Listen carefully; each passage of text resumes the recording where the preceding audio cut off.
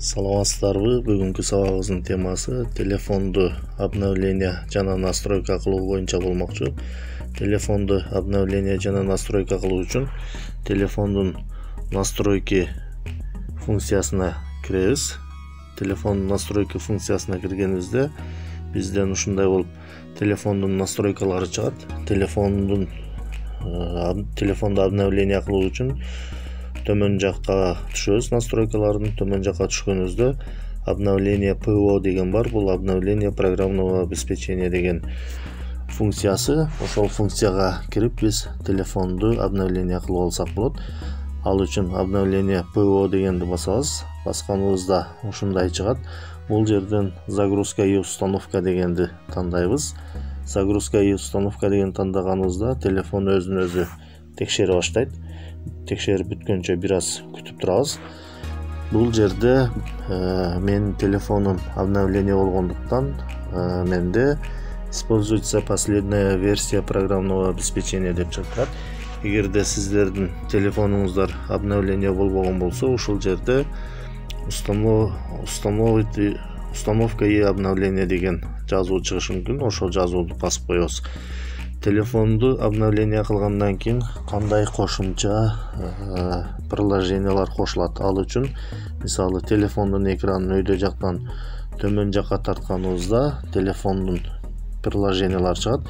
Бул жерде мисалы кошумча функциялар кошулган. Обмен с окружением деген функция кошулган төмөн жакта. Ал функцияны приложениянын жардамы менен биз жакын аралыкта турган телефондор менен файлдарды, маалыматтарды алмашсак болот. Ал эми бул жагы өтө турган болсок, сканировать, X-Recorder, FTP сервер, снимок экрана деген приложениялар кошулган. Сканировать деген приложениянын жардамы менен биз ар кандай штрих-код, QR коддорду сканировка кылсак болот. Ал эми X-Recorderдин жардамы менен телефондун экранын запись кылсак болот. FTP сервер менен Wi-Fi аркылуу телефон менен ноутбукту USB кабелсиз байланыштырып файлдарды биринен экинчисине көчүрүп алсак болот. Ал эми снимок экрана приложениясынын жардамы менен телефондун экранын сүрөткө тартып алсак болот. Биз ар 3 ай 4 айда телефондун программалык камсыздоосун ушундай кылып обновление кылып турушубуз керек. Улам обновление кылып турганыбызда бизге кошумча функциялар, башкача айтканда приложениялар кошулат.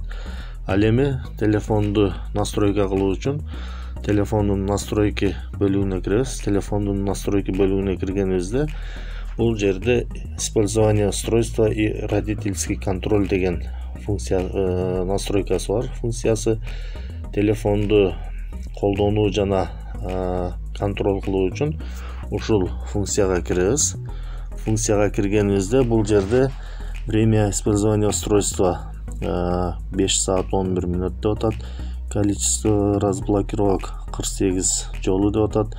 Ал эми таймери приложений деген функциясынын жардамы, настройкасынын жардамы менен биз приложенияларды настройка кылып чектөө киргизип койсок болот. Ал үчүн мисалы Play Market же болбосо телефонду балдарга бергенибизде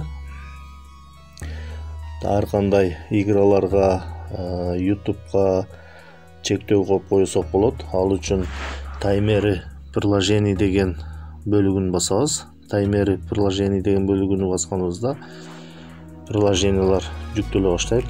Жүктөлгөнчө бир аз күтүп турабыз. Мына ушундай болуп приложениялар чыгат. Мисалы бул жерден азыр WhatsApp'ка чектөө кое турган болсок, биз чектөө койгон мүнөттөн кийин WhatsApp иштебей калат. Демек биз телефонду балдарга бергенибизде ошондой кылып YouTube'га, играларга убакыт коюп койсок болот. Убакыт коюу үчүн нет таймери деген жерди басабыз. Нет таймери деген жерди басканыбызда бизден ушундай убакыттарды көрсөтөт. 15 мүнөт, 30 мүнөт, 1 саат деп. Эгерде биз балдар ошол играны же YouTube'ду 1 саат көрүүнү каалап турган болсок, 1 saat дегенди белгилеп койсок, 1 сааттан кийин автоматтык түрдө ошол приложениялар иштебей калат. Ал эми убакытты өзүбүз кое турган болсок, другое дегенди басабыз. Другое дегенди басканыбызда ушундай убакыттар чыгат. Мисалы, азыр мен бул жерге 1 мүнөт деп кое турган болсом, демек 1 мүнөттөн кийин биздин WhatsApp'ыбыз иштебей калат. Азыр мен мына WhatsApp'ка кирейин. Мына демек 1 мүнөт болду. 1 мүнөткө чейин биздин WhatsApp'ыбыз иштебей калат экен. Демек биз ошол жерге 1 саат деп кое турган болсок, демек мына биздин WhatsApp азыр иштебей калды. Балдарга телефонду бергенибизде ушундай кылып приложенияларга чектөө коюп койсок болот. Ошончо убакытка чейин биздин балдар ал приложенияларды иштете албай калат. Азыр настройкасына кирип туруп, кайра ошол чектөөнү алып коемун. Чектөөнү алып коюу үчүн таймери приложение дегенге киребиз. Таймери приложение дегенге кирип туруп, азыр жүктөлүп атат. Бул жерден кайра WhatsApp дегенди таап туруп,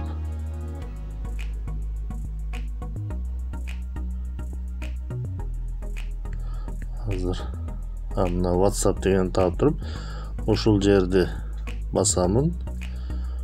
Ушул жерди басып туруп, нет таймера дегенди тандап койсом, демек бул приложениядан таймер алынып калат. Андан кийин төмөн жакта отдых деген бөлүмү бар. Биз отдых деген бөлүмүнү настройка кылып койсок, телефон биз настройка кылган убакытта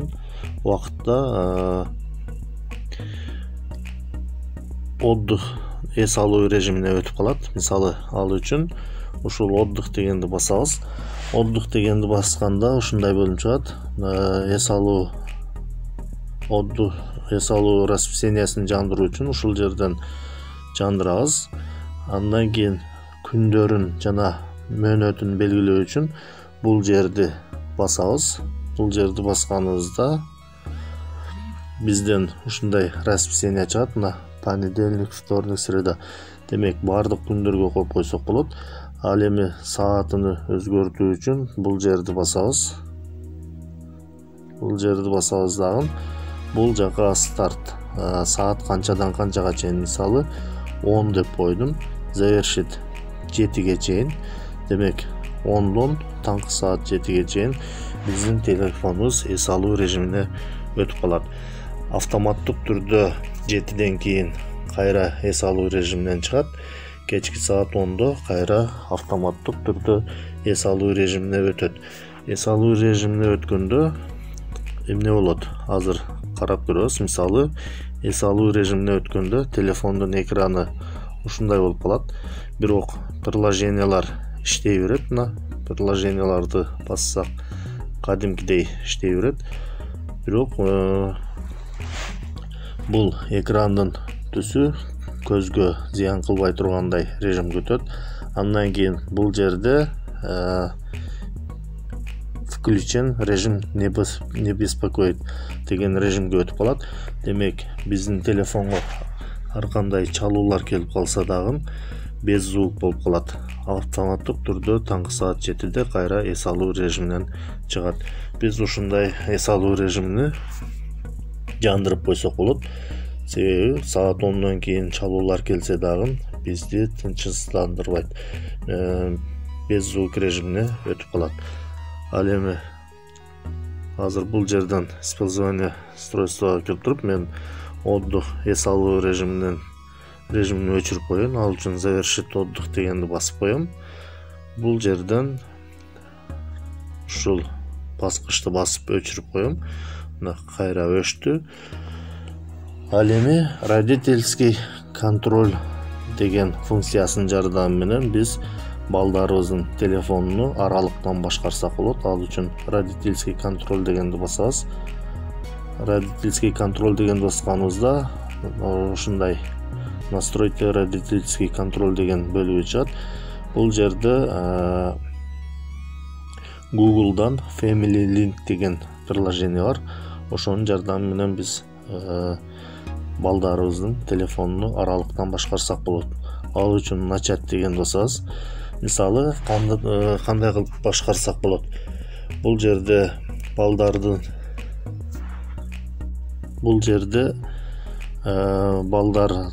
следите за временем использования устройства и установите необходимые ограничения. Демек, бул жерден биз балдардын телефондо отуруу убактысын көзөмөлдөсөк болот. Андан кийин ар кандай приложенияларга кирүүсүн көзөмөлдөсөк болот. Ал үчүн начать дегенди басабыз. Начать дегенди баскандан кийин бул жерден биз ребенок или подросток же родитель деген бөлүмдөрүн тандап туруп настройка кылсак болот. Мисалы, родитель дегенди басканыбызда установить Family Link деп чыгат. Биз демек ушул приложенияны телефонго орнотуп коюшубуз керек. Андан кийин ушул приложениянын жардамы менен биз балдардын телефонуну аралыктан башкарып турсак болот. Ал эми ребенок или подросток дегенди басып, бул жерден дагы балдардын телефонуну аралыктан башкарып турсак болот. Мисалы, выберите приложение для устройства, настройте фильтры. Демек, балдардын телефонуга дагы кайсы приложенияларды орнотуу керектигин фильтрлеп башкарып турсак болот.